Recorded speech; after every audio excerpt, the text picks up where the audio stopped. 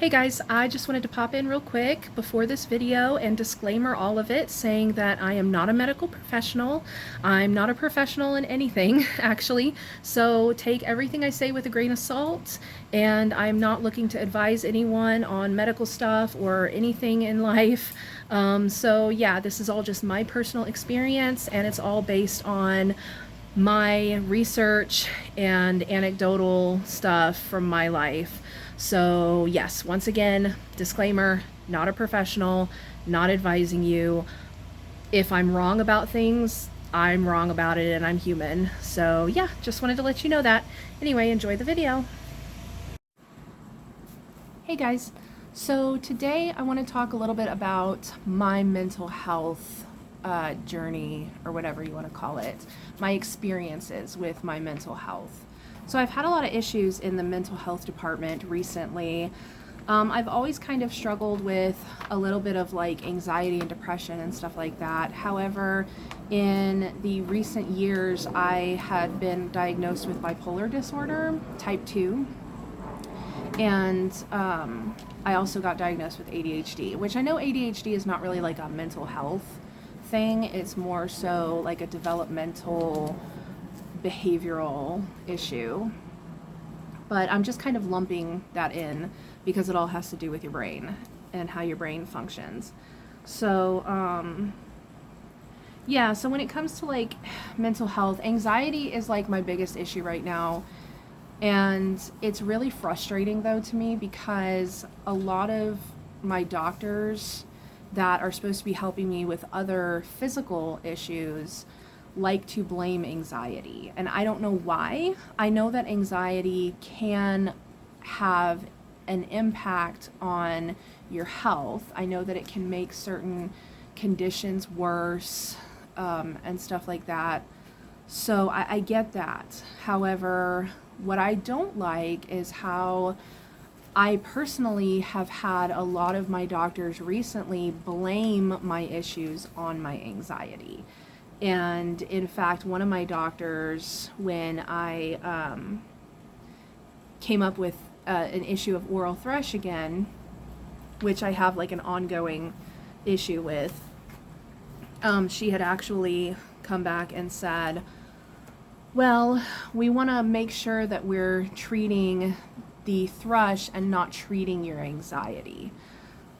I don't really understand how my anxiety could be causing the thrush. Now, I do know that, like, if your stress is high, your immune system's low, and so I know that can lead to infections and stuff like that, but it's not causing it. That's not the cause of it.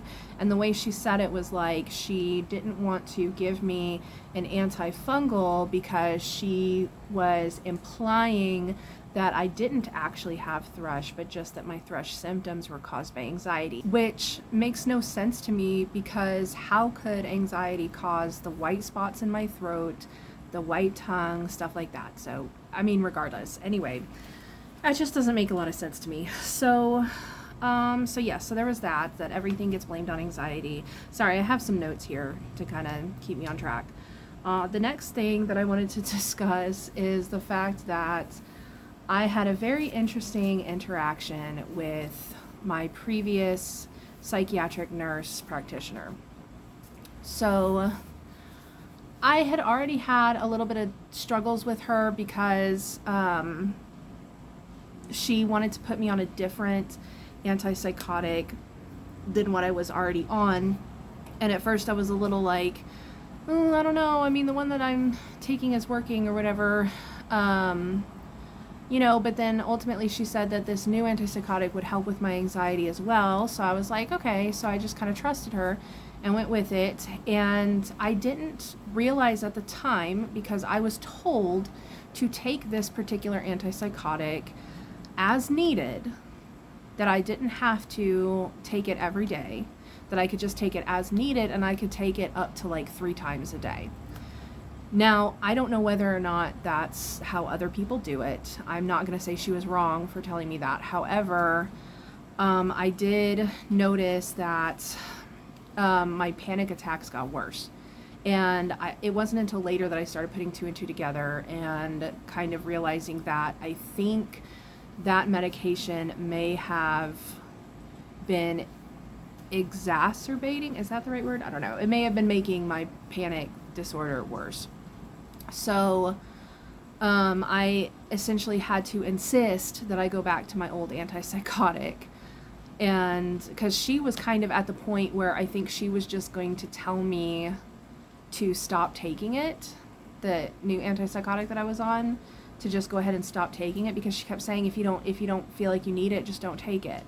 And I do know that when you're taking antipsychotics, especially if you're taking them for a long time, which I had been on the previous one for over a year, you're not supposed to just stop taking them. So yeah, so that was like red flag number one. And so luckily I was able to convince her to put me back on my old antipsychotic. And then at that point, I decided to stop seeing her, because it was actually in that same meeting that we had that she actually laughed at me. I started crying in her office. I started having like a little panicky moment. And it was not the first time I've cried in her office before. It was not the first time I've cried in any psychiatric office before because of my severe anxiety. However, this time, I don't know what her deal was. I don't know if she was just having a bad day or what, but she just came across as fed up with me, and she laughed in my face, and she said, "You're ridiculous." And she actually got up from her desk, got in my face, and said, "You need to stop it. Just stop it," while I was crying. And at the time, I don't even think I really took too much note of that at the time, because I was so distraught. It wasn't until after the fact, after me and my mom left, my mom was in the office with me, and it wasn't until after the fact that my mom, well, no, actually it was me. I told my mom in the car, I was like, she laughed at me. I was like, I don't think you're supposed to laugh. And my mom agreed. Like, she was like, oh yeah, she laughed at you, and she yelled at you, and she got in your face. And I was like, yeah, she did. Like, and yeah, so I just don't feel like that's an appropriate way to behave. And I feel like if you can't get your own emotions under control in a situation where you're dealing with a client, or a patient rather, who is having not even a full meltdown. It wasn't even like a meltdown. It was just a little bit of a breakdown. And, if you're in the mental health field, I just feel like you should have a certain level of professionalism and a certain level of compassion and understanding if you chose to be in the mental health field and to take care of patients that have anxiety, have depression, cry. People are gonna cry in your office. And so so that's been one of the reasons why I have a distrust, whatever, of the medical field. And luckily I have had really good therapists. And actually before this, I had pretty good psychiatrists too. I didn't really have any problems with my psychiatrist before this one. This experience was ridiculous.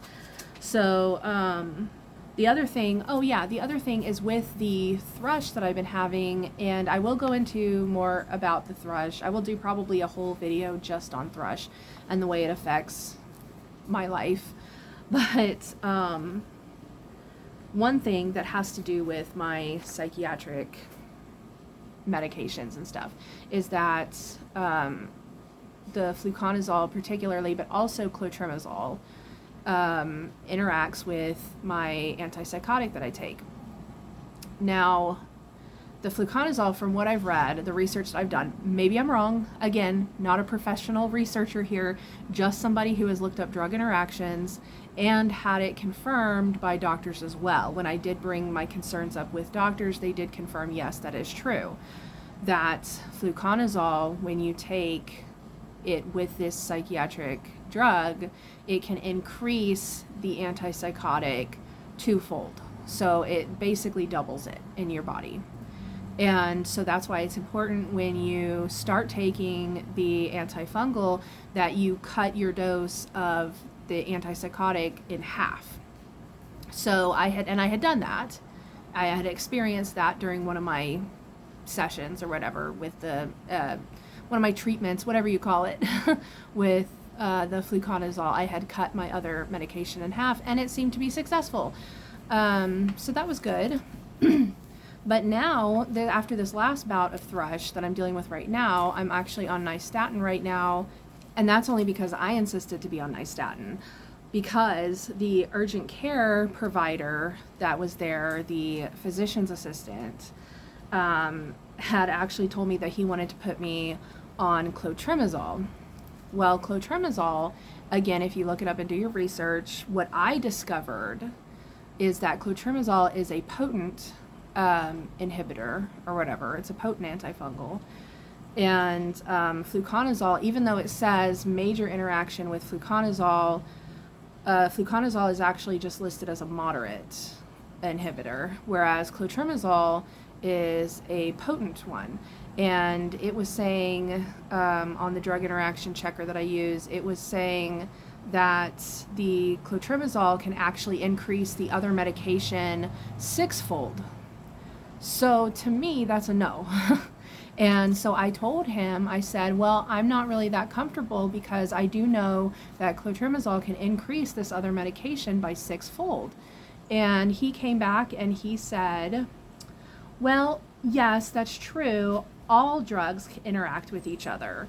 And so you just have to decide what you want to do. And so I said, okay, well, it interacts 6-fold though, so I'm not really comfortable with doing it because of my other medication. And he said, well, what you could do is you could stop taking your antipsychotic for 2 weeks while you're being treated with the clotrimazole. Excuse me? And yeah, needless to say, I was like, no, I think I'll just stick with nystatin. So yeah, so that was a little distressing that a medical professional would advise somebody to stop taking their antipsychotic cold turkey, just stop taking it for 2 weeks and then go right back on it. That's not how that works. And just to double check, I asked my primary care doctor today what she thought about that, and she agreed with me. She was like, no, that's not a good idea.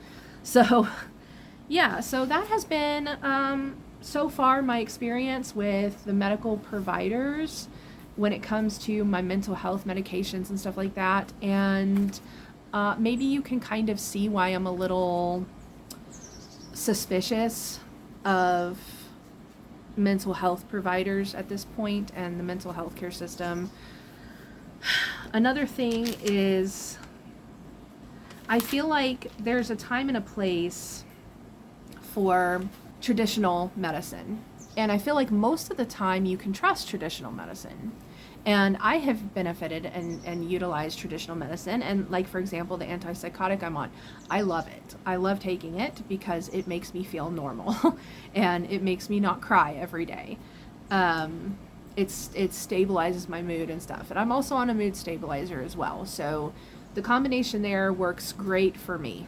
Now, saying that, there is a time and a place for holistic medicines and alternative medicine and treatments and stuff like that. So yeah, however, I'm not really one to follow certain stuff. So when it comes to mental health, there is a lot of alternative treatments and stuff out there, and some of it I've utilized. Other stuff, like, for example, I know this is different than a lot of people, but I can't meditate. I've tried meditation and I just can't do it. I can't turn my brain off like that. Like, my brain just keeps going. Maybe it's the ADHD, I don't know. But I just feel like meditation is not really beneficial for me. And some breathing techniques also I can't really do, especially when it comes to like holding your breath, because I do have asthma. And I have moderate asthma. It's not just mild asthma. I know a lot of people are like, oh, suck it up, I have asthma too. And it's like, okay, my asthma is not your asthma. And so my asthma gets triggered by holding your breath and, other stuff too, allergies and all kinds of stuff. Emotions. My asthma also gets triggered by emotions. And that's another reason why it's important for me to get my mental health in order and to find ways to cope and stuff like that. And I am working with my therapist right now on emotional regulation because I am not good at regulating my emotions, and it does affect my asthma. The times that I have had minor asthma attacks have been because I have been upset. So, yeah, so I can't do any like holding my breath or anything like that. I can hold my breath for a couple seconds, but none of the like big deep breathing techniques and all that stuff. I can't do those.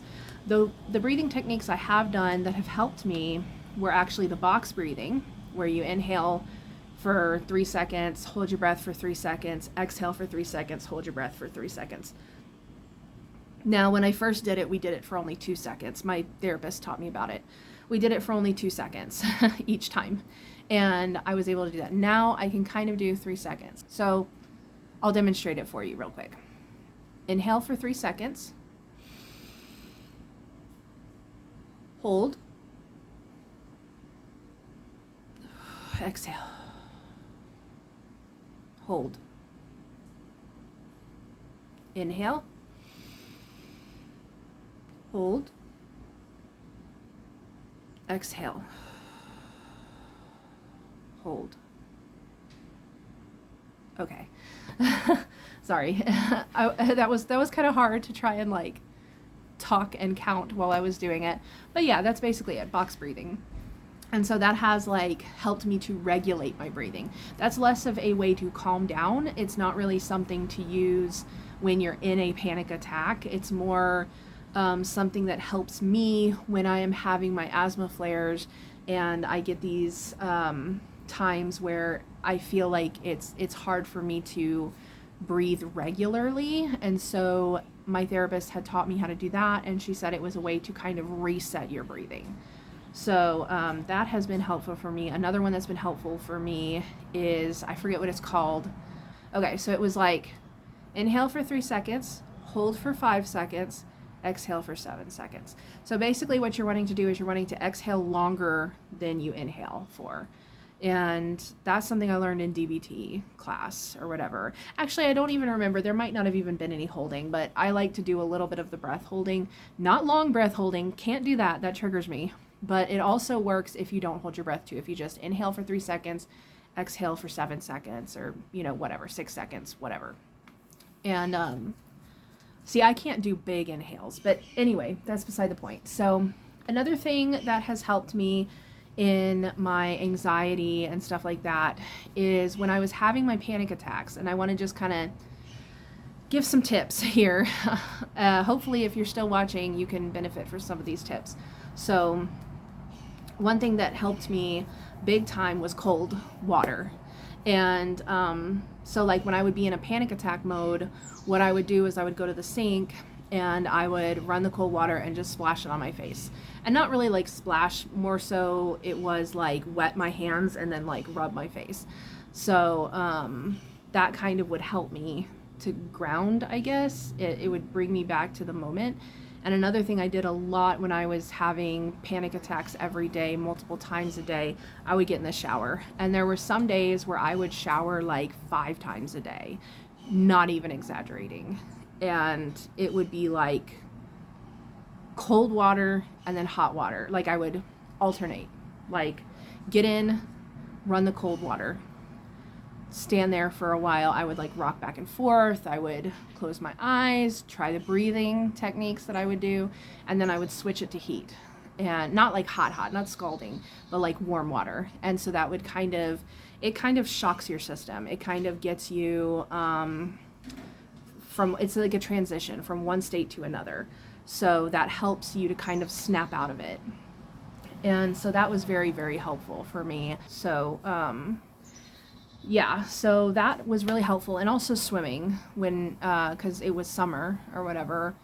It had just started summertime when I was having my panic attacks. And so I would take the kids swimming every day, and that would help me too, getting in the cool water. getting my notes. I don't think there's anything else in my notes necessarily. So those were a couple things that had helped with my anxiety. This is, again, it's just all about your preference. You know, meditation works for some people. Yoga works for some people. It doesn't really work for me. I've tried those things. What does work for me, though, when it comes to exercise for my mental health is walking. I love to take walks. And even though I have bad allergies and it affects my asthma, I make myself go outside anyway. And for a while there, I was wearing a mask outside all the time, and that was very depressing as well, just thinking that I would never be able to go outside without a mask. But I am now, and I just kind of suffer through the allergies a little bit. But being in nature and walking, it helps with my mind. It helps to kind of, again, it's a transitional thing. It's a moving from one area to another. So if I was stressed inside, it's taking myself outside, and then I can kind of leave behind what I was feeling and leave that behind inside, and now I'm outside, so let's move from this to that or whatever, if that makes sense. I don't know if that makes sense. But yeah, so that was helpful. Another thing that helps me, and it's probably not going to help everyone, and I know it didn't used to help me. I used to kind of feel like it was kind of a cop-out, but it has helped in a couple situations. Not every situation, is prayer. And again, I realize not everyone believes in God, not everyone is spiritual or anything like that, and that's fine. And, you know, again, if meditation is more your thing, do that then, whatever helps you. But for me personally, prayer helps more than meditation or guided meditation or guided imagery or any of that type of stuff. That type of more spiritual aspect doesn't really work for me. More of your prayer, listening to calming music, I guess stuff where you can think, stuff where your brain is still thinking. I can't do the mindless things. And so if it's more like my brain needs a distraction, I guess if I really stop and think about it, it comes down to distraction. My brain needs to be distracted in order to feel better when it comes to my mental health. So I've been utilizing a lot of that. But okay, so I think that's probably going to be all for this video. I'm already kind of rambling on. Hopefully you got something out of it. It was a little bit of a rant at first, and then there were some tips that I offered afterwards. Again, if you have stayed and watched this far, thank you, and leave a comment. Let me know what you think. I'm probably going to keep making these videos anyway, even if only a couple people see it. I noticed on the last video I did, which was my introductory video, I only got, I think, 4 views on it so far, and that was yesterday, so that's fine. I'm still going to be making the videos anyway because it's kind of like a little mini therapy session for me. And I was talking with my therapist today too, and I noticed that I process, what'd she say? I'm a verbal processor. So, like, I have to verbalize what I'm feeling to get it out and to feel better. And so I've tried writing. She asked me to, have you ever tried writing down your thoughts and writing down your feelings and stuff? And I have tried it, but my brain moves faster than my hands can write. So it's actually better for me to verbally, like, vocalize it or whatever and get it out. And so I told her that I started making these videos, and she, you know, agreed that that was a great idea for me to do. So yeah, so it's mostly for me. it's a selfish thing. I'm mostly making these videos for me, but if someone else benefits from it, that's great. So yeah, I will make another video soon, and I'm not sure what that topic's going to be about. I'm just going to kind of leave it open so I can decide that later. And if you like the video, like it. If you found it helpful at all, leave a comment, let me know. If you want to continue watching and hearing about my life and my issues and my traumas, my struggles, my whatever you want to call it. If you want to continue and follow me on this journey, we know how much I love the word journey. If you want to follow me though, subscribe and I will see you guys next time. Bye.